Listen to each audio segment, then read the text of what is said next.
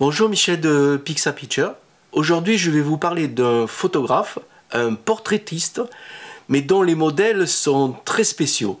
A tout de suite.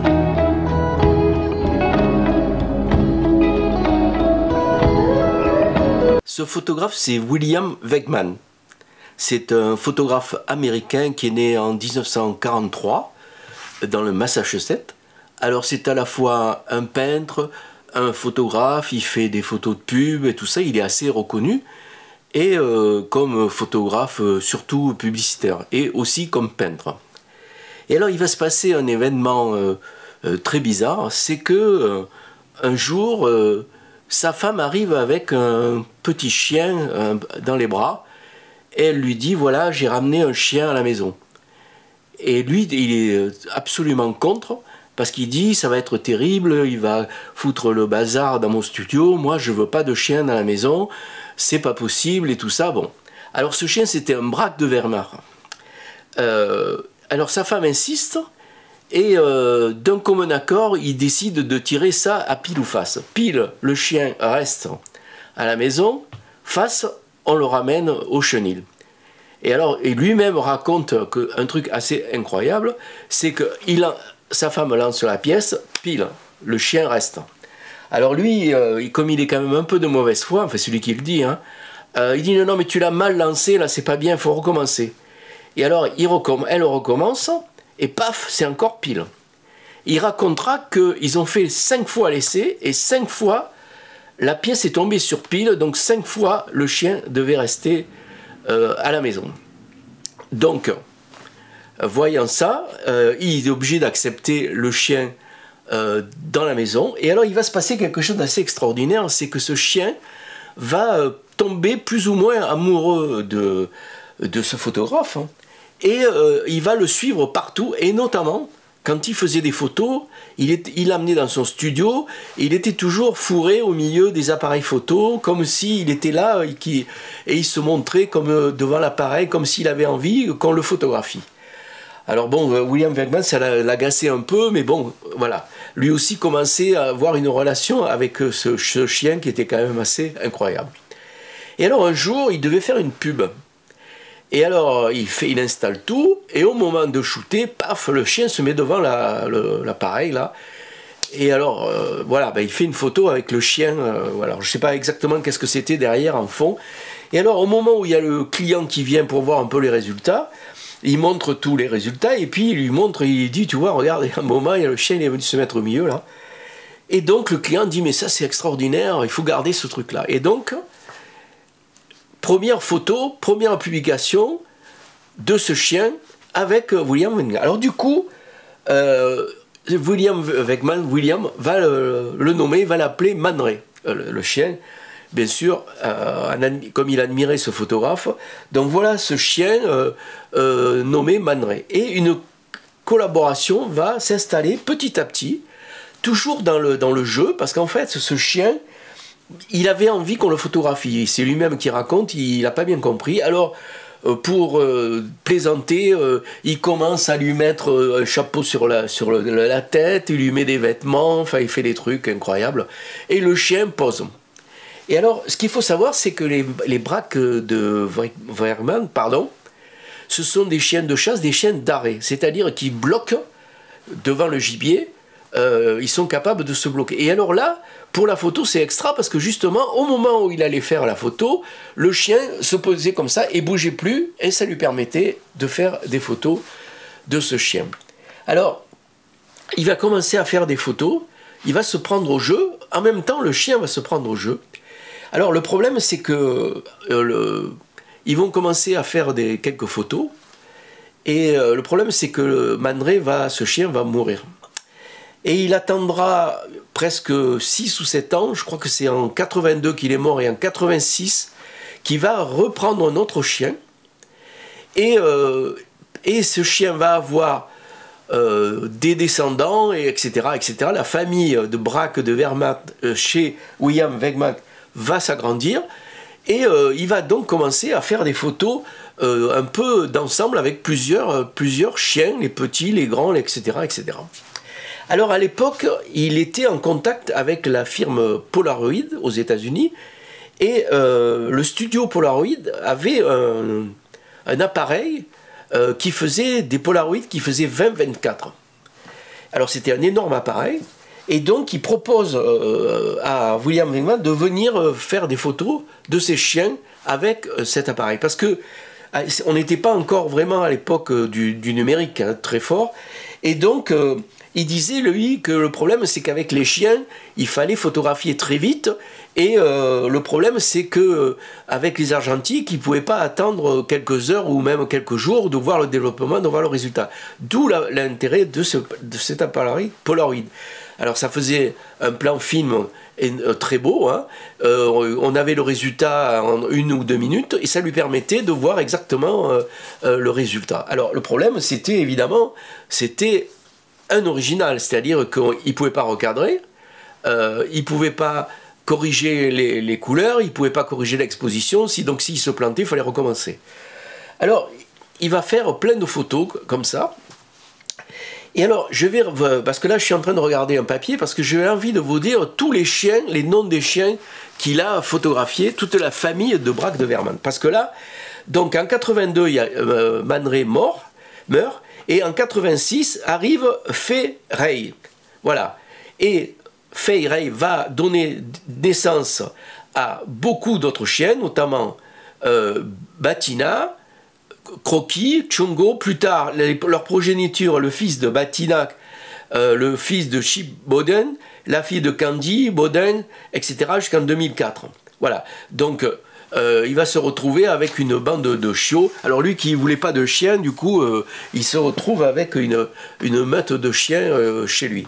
Alors, évidemment, il va commencer à faire des photos, et alors, il va faire des photos, des portraits, c'est des portraits qu'il fait, il photographie pas les chiens à l'état sauvage, non, il fait des portraits comme si c'était des êtres humains, il les habille, il les déguise, et alors ce qui est étonnant, c'est que les chiens ne bougent pas, manifestement ça leur plaisait. Alors il va faire plusieurs parutions, et notamment il va faire des livres pour les enfants. Donc il va refaire l'histoire du petit chaperon rouge, il va refaire aussi l'histoire de Cendrillon. Et alors, il fait comme un roman photo, donc il déguise le chien, alors par exemple là, vous voyez, je vous montre là, il déguise son chien avec un chaperon rouge, mais il le déguise aussi en loup, en lui mettant une fausse queue qui ressemble à une queue de loup, il le déguise en grand-mère, enfin bref, et pareil pour Cendrillon. Alors la technique de photographier avec un Polaroid grand format, c'était donner des couleurs extraordinaires évidemment. Seulement le problème c'est que cet appareil qui était énorme, pas facile à manipuler, qui permettait aucun réglage pratiquement, ne lui appartenait pas. Il était obligé, quand il voulait faire des photos, à aller au studio de Polaroid, d'amener ses chiens et tout son matériel. Donc ça devenait de plus en plus compliqué. Et c'est là que le numérique est arrivé. Alors évidemment, là on n'attendait plus de 1 ou 2 minutes pour voir le résultat. C'était instantané. Et donc, William Wegman s'est mis à travailler en numérique, ce qui lui permettait aussi après de retravailler sur Photoshop certains éléments. Donc les photos vont devenir de plus en plus complexes. C'est comme ça qu'on va voir le chien, par exemple, déguisé avec des jambes de femme qui sortent ou des bras. Enfin voilà, donc ça devenait de plus en plus sophistiqué. Et alors, il raconte que c'était chaque chien était capable de faire certains trucs et pas d'autres. Et même les chiens répondaient souvent à des mots, certains mots. Il y en a un, pour le faire arrêter, il fallait dire Georges. L'autre, c'était os. Alors, il va t'en savoir pourquoi, on n'en sait rien. Toujours est-il que donc il a multiplié les photos en numérique. Alors, il faut savoir un truc, c'est que si vous voulez faire des photos de chiens, il y a un truc qui se passe, alors il travaillait au flash.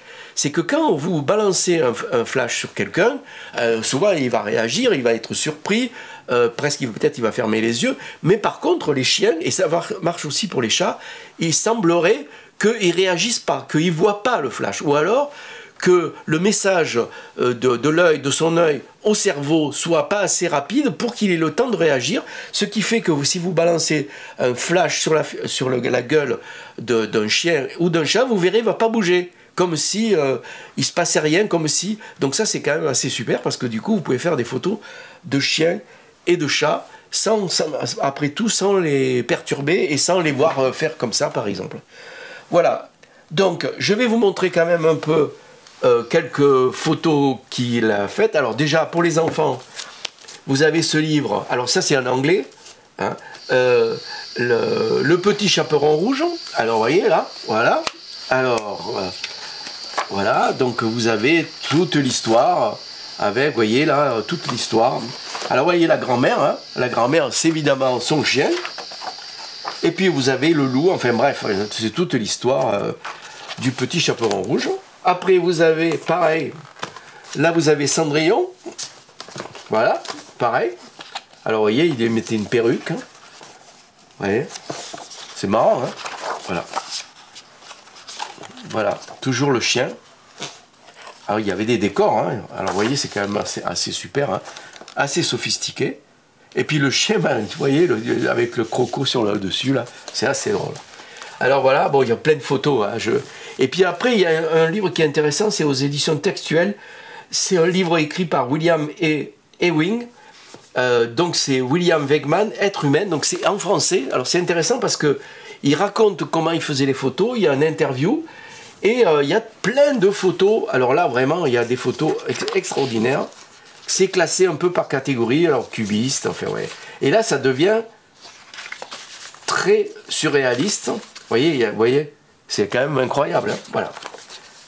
Alors il y a de tout. Hein. Vous voyez. C'est assez marrant, hein. Voilà. C'est assez beau. Hein. Moi, je trouve que c'est une idée vraiment formidable. Regardez, c'est vraiment drôle. Hein. Voilà.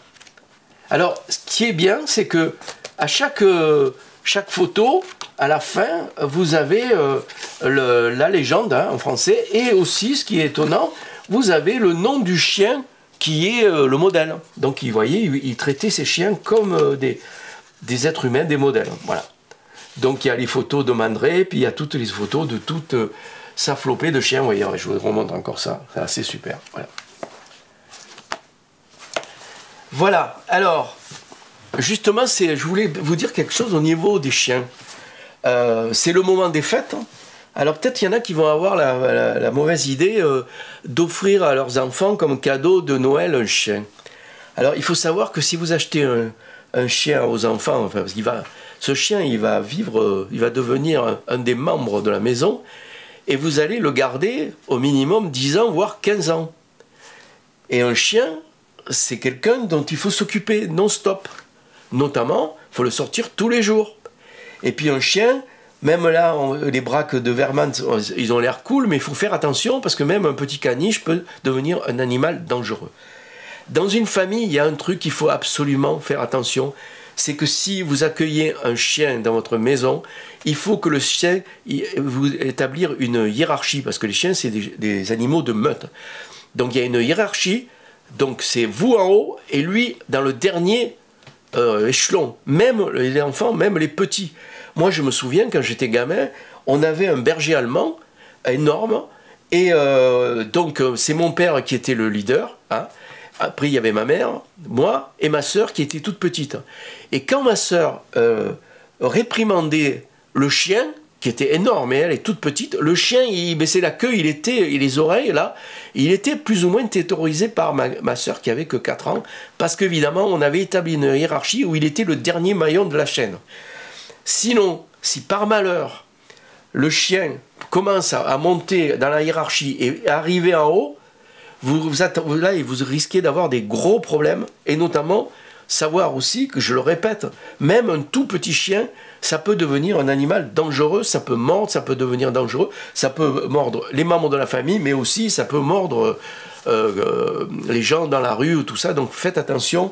Alors moi, que je vous conseille, hein, plutôt que d'acheter un chien pour Noël aux enfants, parce qu'ils vont croire que c'est un jouet, mais un chien, c'est pas un jouet, c'est un être vivant. Achetez plutôt ces livres de William Wegman, c'est plutôt sympa. Et puis aussi, si vous voulez faire aussi un cadeau, vous pouvez demander à un photographe de venir faire un book sur votre chien, si vous en avez déjà un. Je connais des gens qui font ça, qui sont spécialisés. Il y en a qui font des photos de mariage, et puis il y en a qui font des photos des animaux domestiques de la maison, des chats, des chiens, etc. Donc voilà, c'était une petite vidéo pour les fêtes assez drôle, hein, quand je vois un peu les photos, là, c'est quand même à tomber par terre, hein, c'est quand même très très très drôle.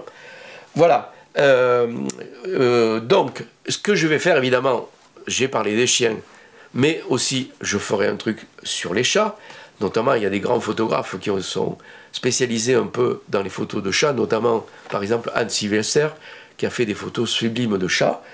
Voilà, portez-vous bien, faites des photos de chiens, si vous en avez. Voilà, donc vous n'êtes pas obligé de les déguiser comme lui a fait, hein. Là, c'est parce que c'est un truc très quand même assez complet. Et puis il faut aussi avoir un chien qui se prête à ce genre de manipulation. Voilà, alors toujours pareil, je vous souhaite de bonnes fêtes, mettez des likes, abonnez-vous, et puis on se retrouve sûrement l'année prochaine pour le Mac Photo du mois de janvier 2023. Salut, à plus!